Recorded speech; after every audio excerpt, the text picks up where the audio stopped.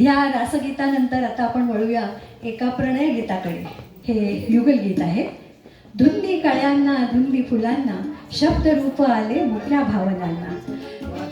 गीतकार जगदीश खेबुडकर, संगीत सुधीर फडके यांचं आणि मूळ स्वर आशा भोसले आणि बाबूजी स्वतः. आपल्या पुढे सादर करतील डॉक्टर नीता कानिटकर आणि डॉक्टर राजीव कानिटकर. ही आमची गोड गळ्याची जोडी.